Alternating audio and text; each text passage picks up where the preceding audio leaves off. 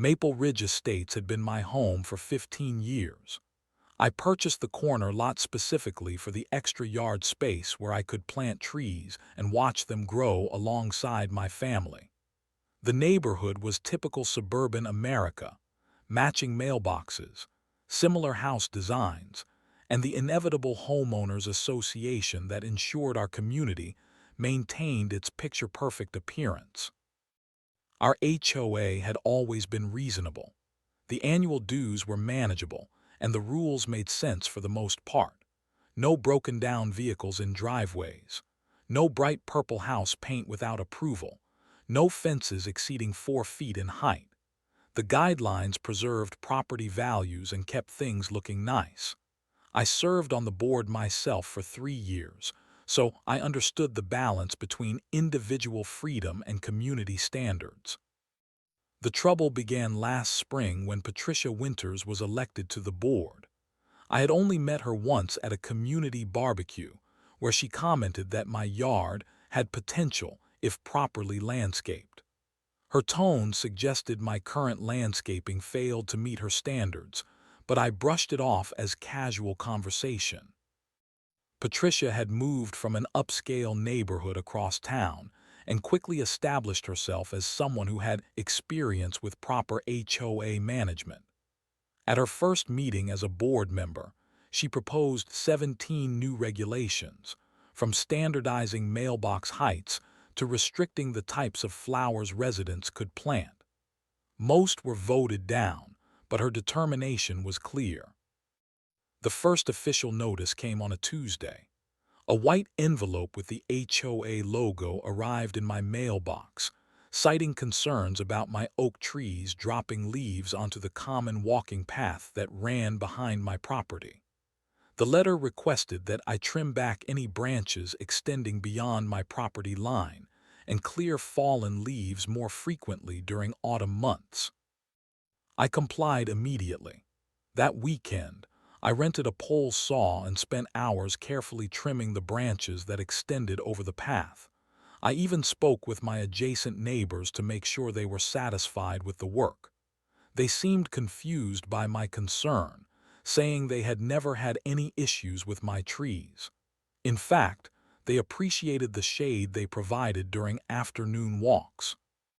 3 weeks later, a second notice arrived. This one was not a request but a demand.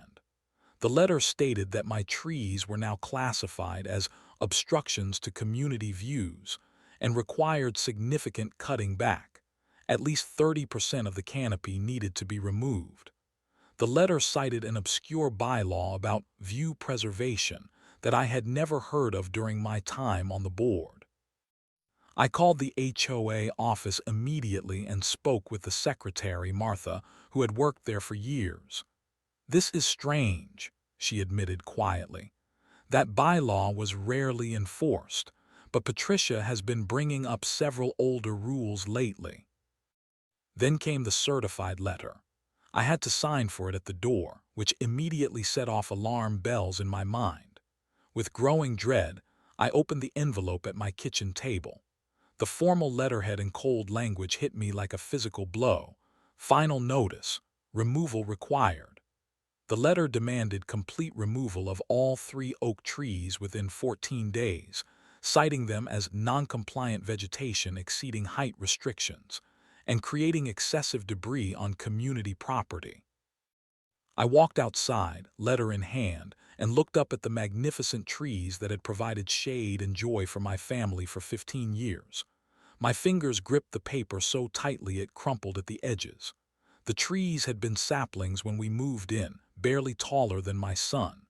Now they towered above the roof, majestic and full of life. My daughter had named them Harold, Maud, and Fred. They were not just trees. They were part of our home, part of our history. Something inside me hardened like concrete. The peaceful life I had built was being threatened, and for what? I was about to find out exactly what this was really about, and why Patricia Winters had declared war on my trees. That night, I pulled out the HOA covenant documents from my filing cabinet and spread them across the dining room table. Years of amendments, bylaws, and regulations covered the polished wood surface.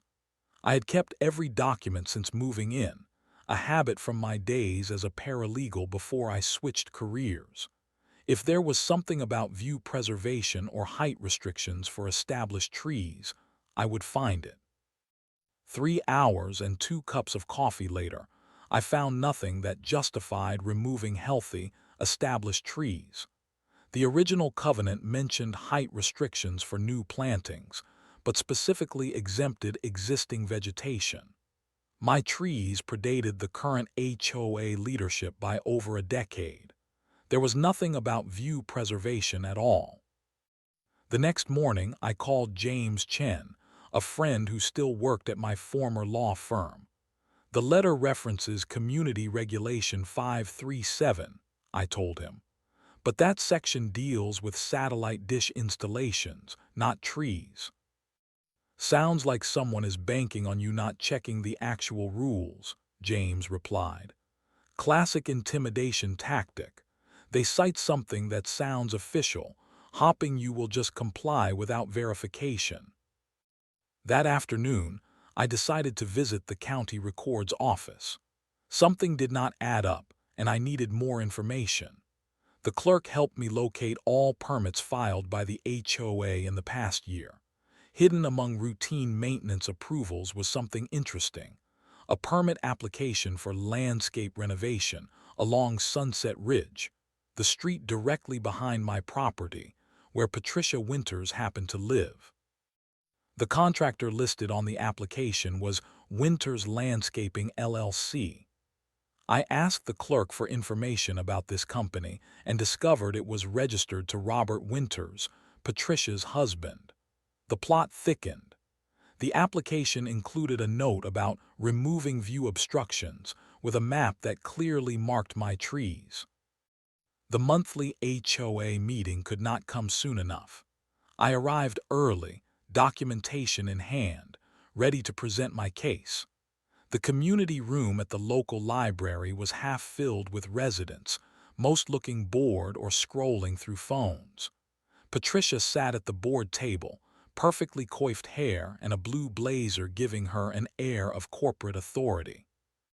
When public comments opened, I approached the microphone.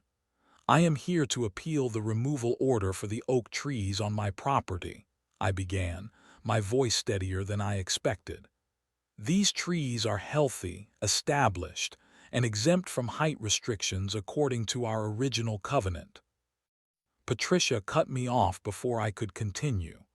The board has already discussed this matter in executive session, she said, not even looking up from her notes. The decision is final due to multiple violations of community standards.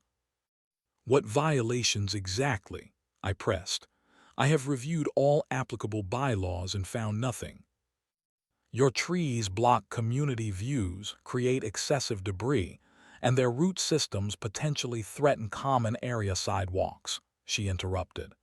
Next speaker, please. The board president, a retired accountant named Gerald, gave me an apologetic glance but said nothing. The secretary looked uncomfortable. The remaining board members stared blankly, clearly unwilling to challenge Patricia. As I returned to my seat, defeated but not destroyed, my neighbor Sarah whispered, "This is ridiculous. Those trees have been there forever." When Patricia glanced our way, Sarah immediately looked down at her phone. After the meeting, several neighbors approached me in the parking lot. "We support you," one said quietly, "but we are afraid to speak up. Last month, Patricia targeted the Johnsons for their garden gnomes, and now they have weekly inspections of their property."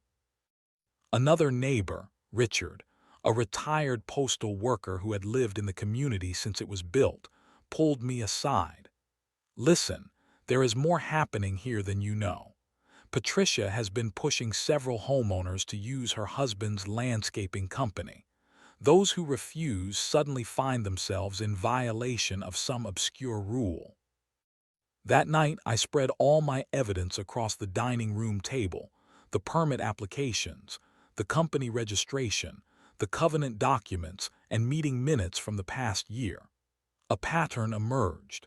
Since Patricia joined the board, 6 homeowners had been cited for landscaping violations. All 6 had eventually hired Winters Landscaping to resolve the issues. This was not about community standards or property values. This was about power and profit, Patricia using her position to generate business for her husband's company. My trees were not violating rules. They were blocking her view and preventing another lucrative job for their family business. I stared at the evidence before me, a strange calm settling over my anger. Knowledge is power, and I now understood my enemy. The question was, what would I do with this information? My first step was to get professional validation. I called Lincoln Tree Services, the most reputable arborist in the county, and scheduled an evaluation. 2 days later, Dr. Marcus Lincoln himself arrived, clipboard in hand and specialized equipment in his truck. Dr. Lincoln spent over an hour examining each tree, taking soil samples, measuring trunk circumference, and analyzing branch health. He knocked on the wood, collected leaf samples, and even used a specialized tool to test the internal density of the trunks. "These are textbook examples of healthy oak trees," he concluded, removing his gloves. "No disease, no structural concerns, excellent root systems. They pose absolutely no hazard to surrounding structures." He typed notes into his tablet. "In fact, these trees provide significant environmental benefits: soil stabilization on this corner lot, natural cooling for your home, carbon sequestration, wildlife habitat. Removing them would be environmentally irresponsible." Dr. Lincoln provided an official report on company letterhead, complete with photographs, health metrics, and his professional recommendation against removal. He also noted the tree's approximate age, nearly 20 years, predating most of the neighborhood development. With the arborist report in hand, my next stop was legal consultation. My friend James recommended Elena Rodriguez, an attorney specializing in property disputes. Her consultation fee was not cheap, but I needed to understand my options. "Your HOA covenant does give the board significant enforcement powers," Elena explained after reviewing my documents. "However, they must follow their own procedures. Based on these documents, they failed to conduct a proper inspection, did not provide adequate notice for the meetings where your case was discussed, and are inconsistently applying rules that were not in place when your trees were planted." The good news: I had solid grounds to challenge the order. The bad news: legal action would be expensive and time-consuming, potentially costing thousands of dollars with no guarantee of success. HOAs had strong legal protections in our state. "Start with a formal appeal," Elena advised. "Document everything. Record all interactions if legal in your state. Create a paper trail showing their procedural violations and potential conflicts of interest." That afternoon, I drafted a formal appeal letter, attaching the arborist report and citing specific covenant sections that contradicted the removal order. I sent it via certified mail to each board member individually, ensuring they could not claim the board as a whole never received it. I also installed a weatherproof document box on each tree containing laminated copies of the arborist report, property survey, and original planting permits from 15 years ago. If anyone approached my trees, they would immediately see documented evidence of their legitimate status. 3 days after sending my appeal, I was working from home when a luxury SUV screeched to a halt at the curb in front of my house. Patricia Winters emerged, clipboard in hand, designer sunglasses perched on her nose despite the cloudy day. She marched directly onto my property without so much as a courtesy knock on the door. I stepped outside immediately, "Can I help you with something, Patricia?" She visibly startled, not expecting to find me at home midday. "Official HOA inspection," she stated coldly, regaining her composure. "We received reports of additional violations." "What violations exactly?" I asked, following as she stalked around my yard making notes. "And does the HOA board know you are here? Because according to the bylaws, individual board members cannot conduct official inspections without prior notification and board approval." Patricia stopped abruptly and turned to face me. "Do not quote bylaws to me. I have reviewed them extensively." "Then you know your husband's company bidding on work you generate through violation notices represents a textbook conflict of interest," I replied calmly. Her eyes narrowed behind her sunglasses. "You have no idea what you are talking about." "I think I do. The trees you want removed block the view from your newly renovated deck on Sunset Ridge, the same deck that was completed 1 month before you joined the HOA board." Patricia stepped closer, her voice dropping to a threatening whisper. "Listen carefully. This neighborhood has standards. Your trees are coming down one way or another. Fight this, and you will find yourself facing violations you never imagined existed." "Is that a threat, Patricia? Because it sounds like one." I pulled out my phone and pressed the voice memo button, holding it visibly between us. "Would you mind repeating that for clarity?" She stepped back immediately. "This inspection is over. Expect additional notices."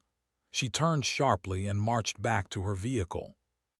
That evening, I installed security cameras covering my property from multiple angles. The system included motion-activated recording and cloud backup. If anyone approached my trees again, I would have video evidence. The following week brought unexpected news. A letter from the HOA board stating my appeal had triggered a mandatory review period. All action on the tree removal order was temporarily suspended pending further evaluation. The letter was signed by Gerald, the board president, not Patricia. My neighbor Richard knocked on my door that evening with a six-pack of beer. "Word is spreading that someone finally stood up to Hurricane Patricia," he said with a grin. "The temporary stay is the first time anyone has successfully challenged one of her edicts." We sat on my back porch beneath the oak trees, their leaves rustling gently above us.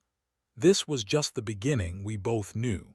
Patricia would not accept defeat easily, but for the first time since receiving that certified letter, I felt a flicker of hope.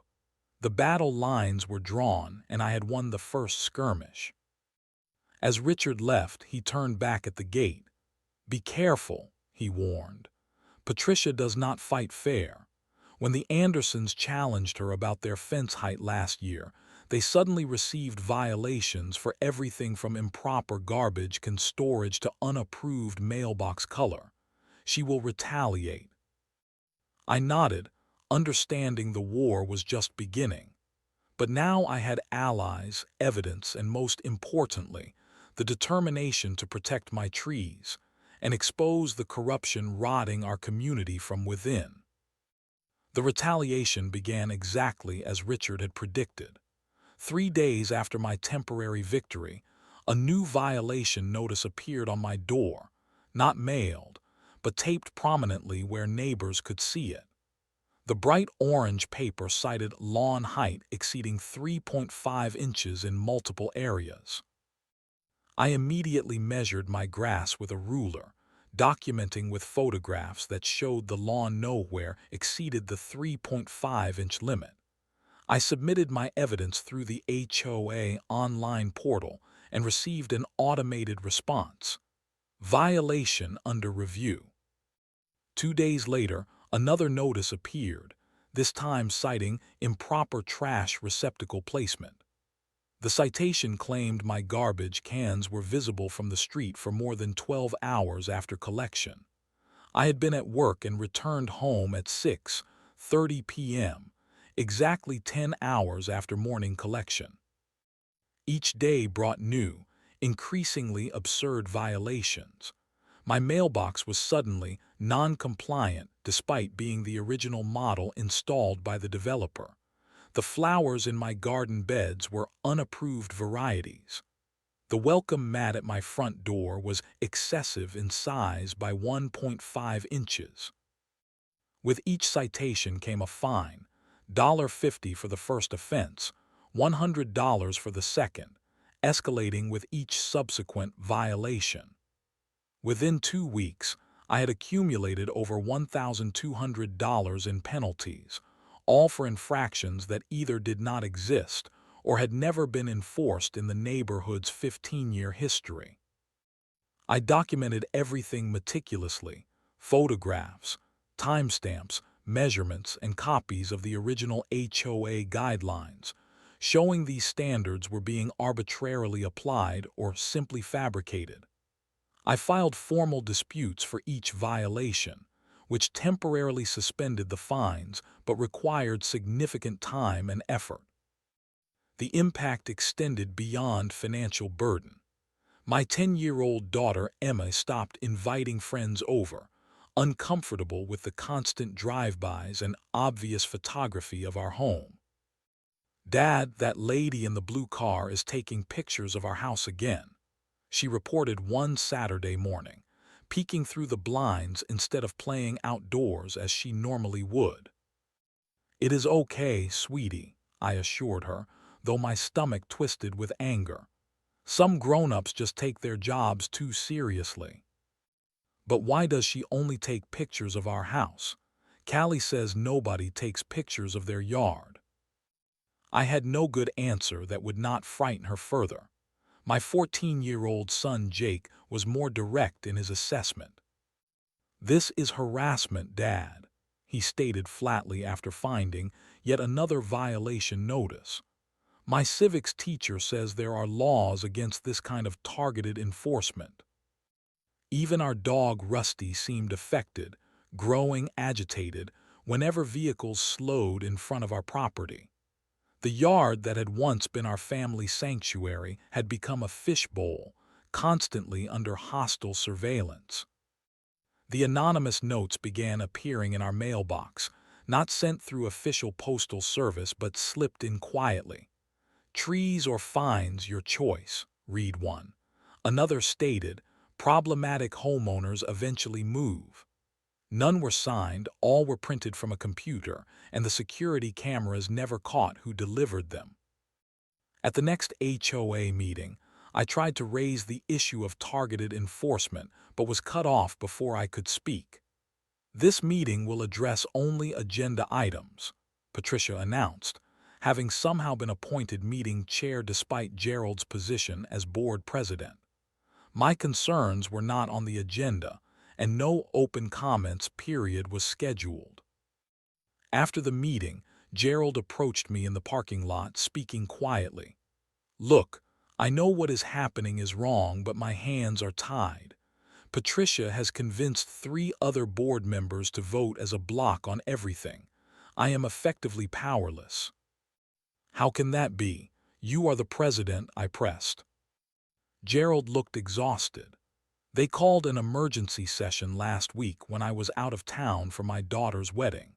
They voted to expand enforcement powers and delegate authority to individual board members for expedited action on violations.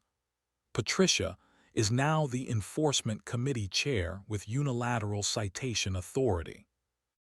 This explained the dramatic increase in violations across the neighborhood. Patricia had orchestrated a procedural coup, granting herself unprecedented power. The following Tuesday brought the most alarming escalation yet. I returned home from work to find 2 men in orange vests placing marking flags around my oak trees. The vests bore the logo of the regional power company. "Excuse me," I called out, hurrying across the yard. "What is happening here?" "Standard procedure," the older worker replied, barely looking up.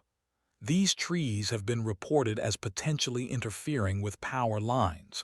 We are marking them for assessment. Interfering with what power lines? I asked, bewildered. The nearest lines are 30 feet away across the street. The younger worker seemed uncomfortable. We are just following work orders, sir.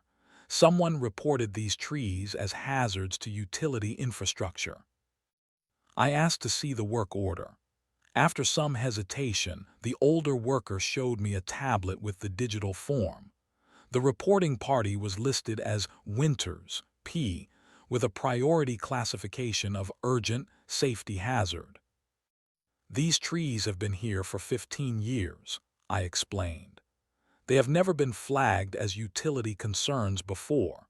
Your own company trimmed around the neighborhood power lines just 3 months ago and found no issues with my trees. Like I said, we are just marking for assessment, the worker replied. The utility forester will make the final determination. After they left, I immediately called the power company's customer service line.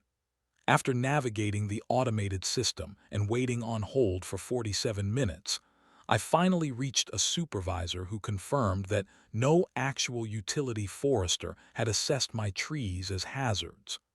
The order had come through their community reporting portal and was automatically assigned for preliminary marking. That evening, Richard came by with crucial information. "My cousin works at the country club," he whispered, even though we were in my living room.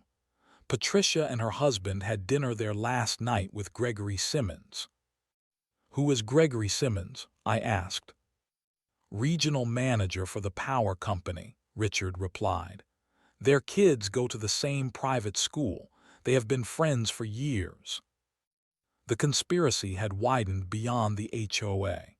Patricia was now leveraging personal connections to attack my trees from multiple angles.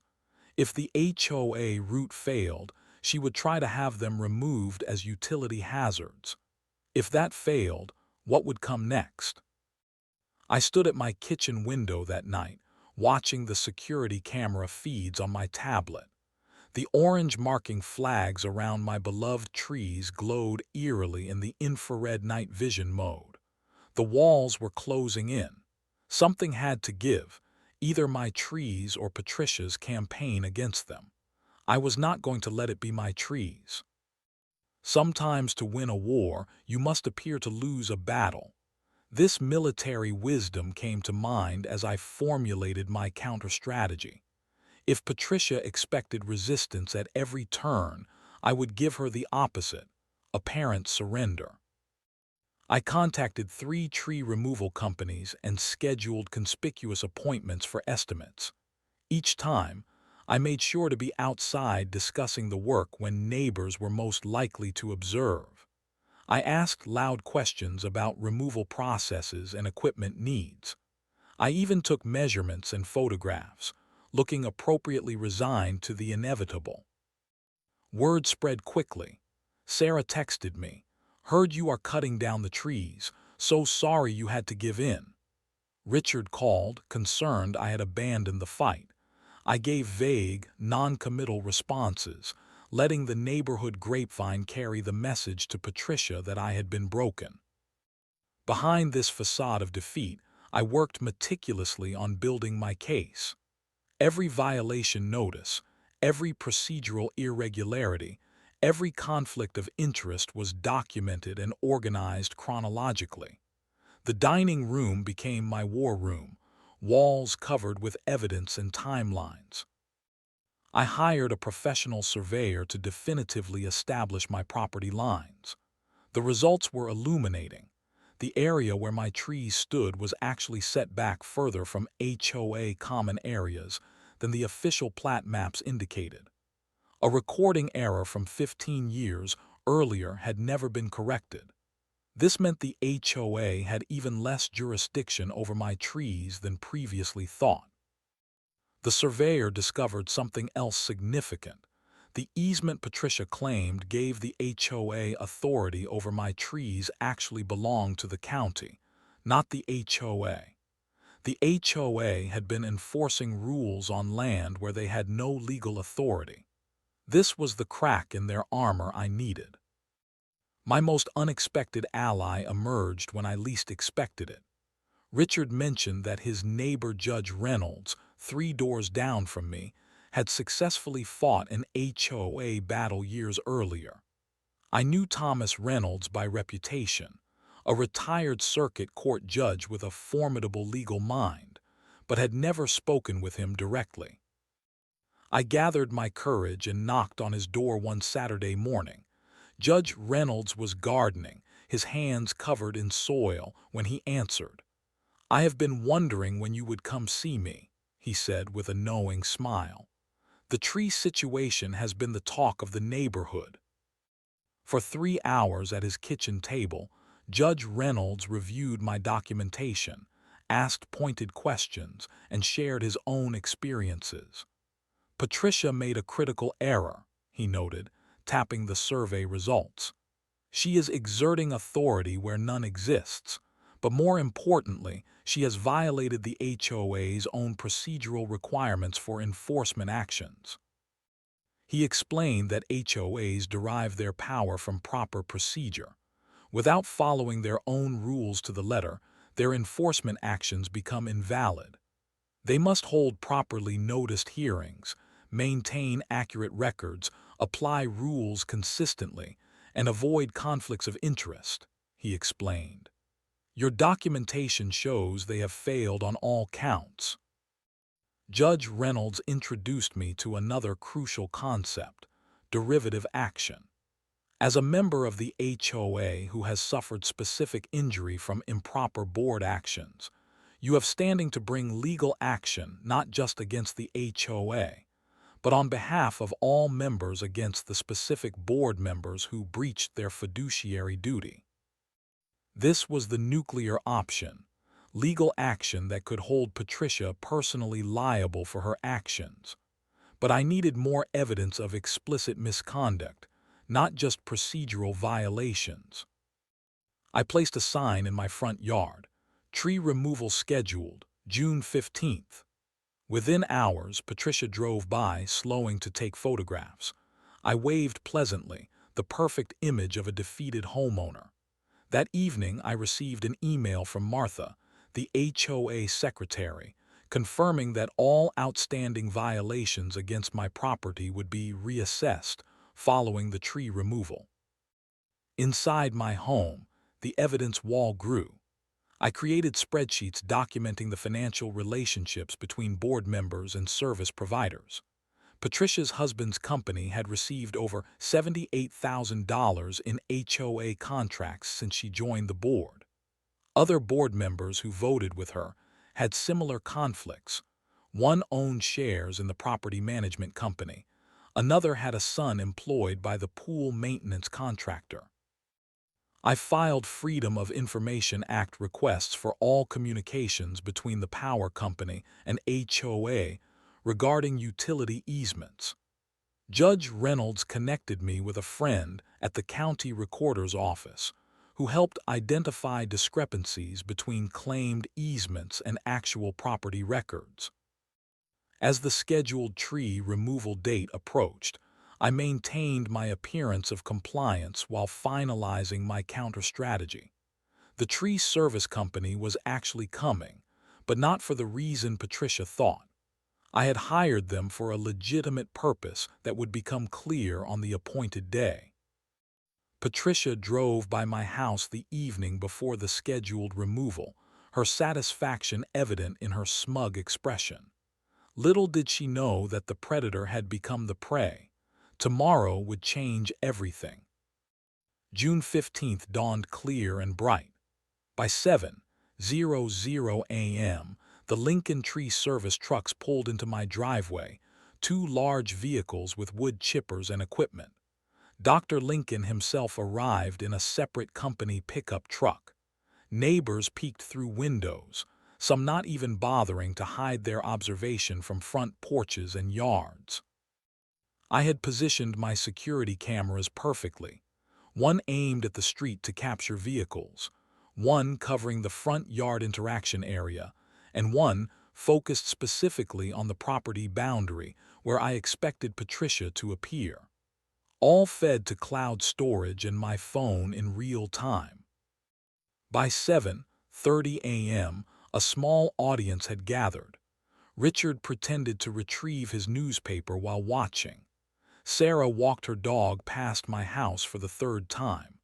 Even Judge Reynolds appeared, ostensibly checking his mailbox with a clear view of my property. Dr. Lincoln and I stood beneath the oak trees, reviewing documents spread on a folding table I had set up. The tree crew remained by their trucks, waiting for instructions.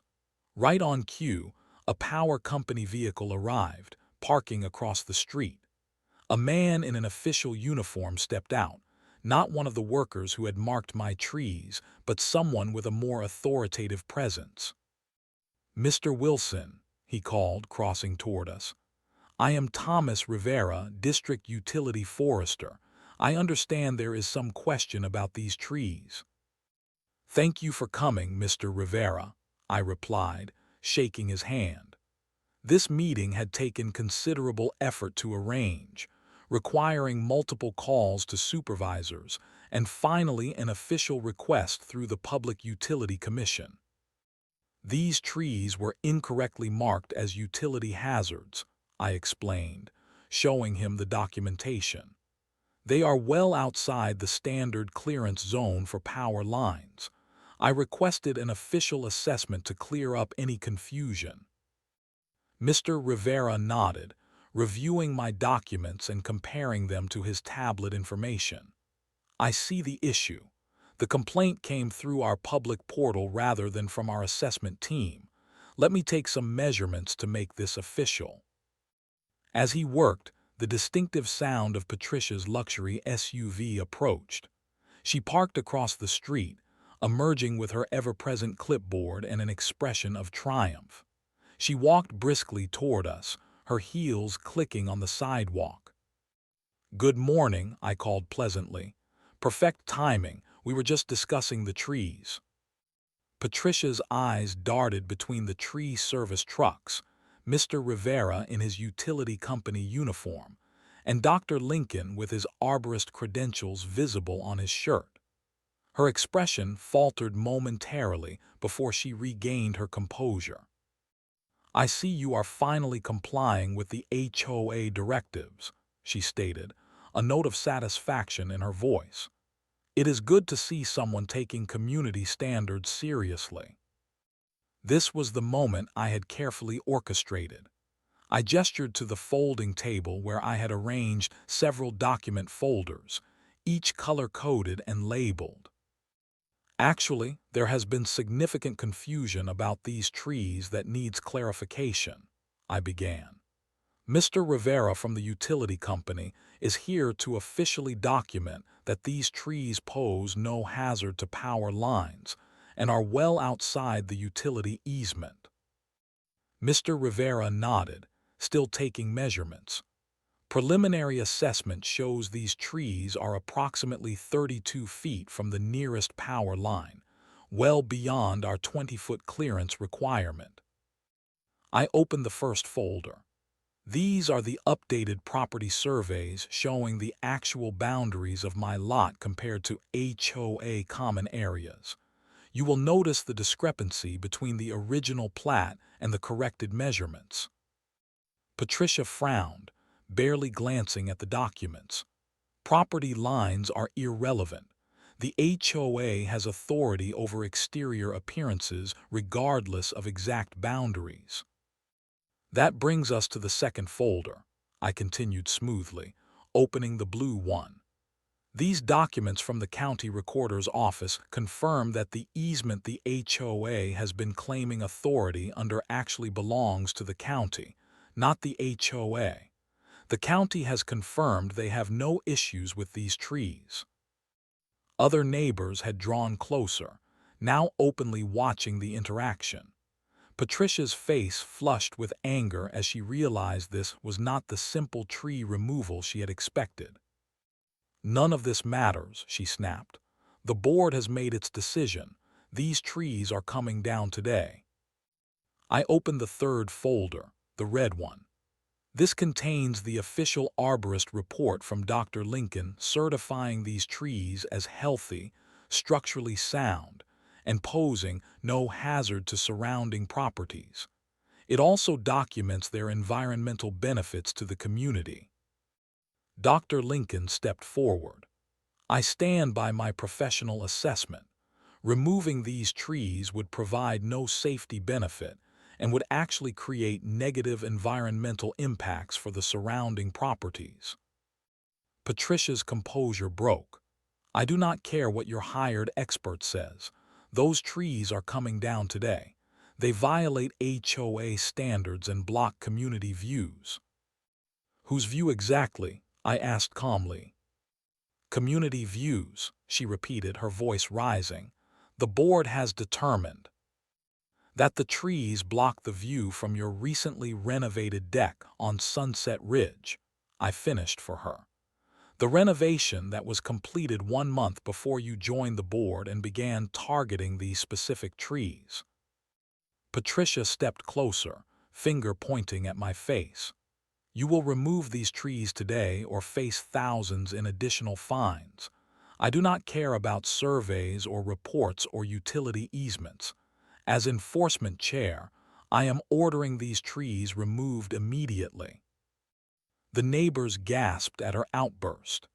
Mr. Rivera looked up from his tablet with raised eyebrows. This was exactly what I had hoped for, Patricia revealing her true motivations in front of witnesses. I held up my phone, which had been recording the entire interaction. Thank you for clarifying your position so directly, Patricia. To be clear, you are ordering tree removal despite evidence they violate no legitimate HOA rule, pose no safety hazard, are outside HOA jurisdiction, and you are doing so specifically because they block your personal view. Her eyes widened as she noticed the phone. You cannot record me without permission.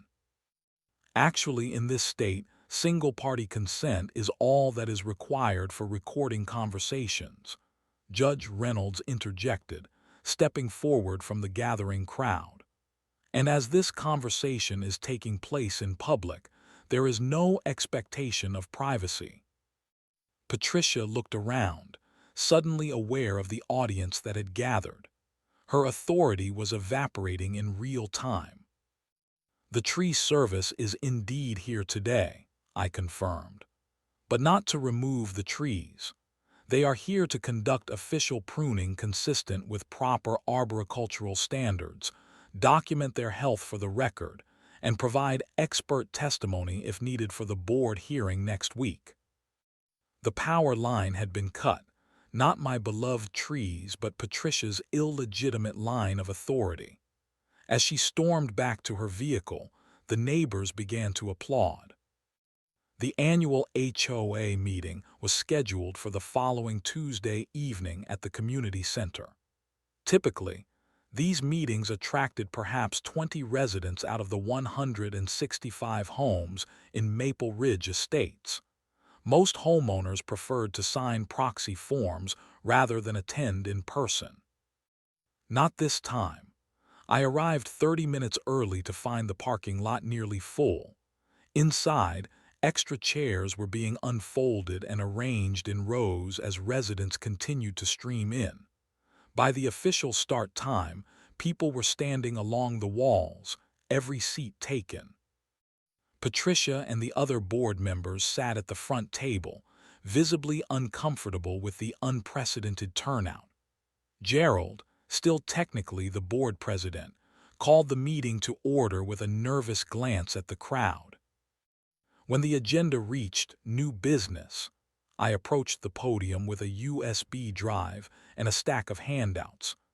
I would like to address ongoing concerns about selective enforcement and conflicts of interest within current board operations, I began.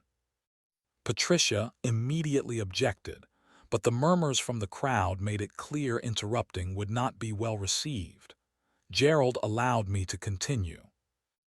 I connected my USB drive to the projector. These documents show a pattern of procedural violations and conflicts of interest that have compromised the integrity of HOA operations. For the next 15 minutes, I presented a methodical case, starting with my trees but expanding to show the broader pattern affecting the entire community. Financial records showed the disproportionate contracts awarded to board members' family businesses. Email records obtained through proper channels revealed coordination of targeted enforcement against specific homeowners who questioned board decisions. This is not about trees, I concluded. This is about abusing authority for personal gain and vendettas. The room erupted when I finished. One by one, neighbors approached the microphone to share their experiences. Sarah described receiving violations for her garden beds immediately after declining to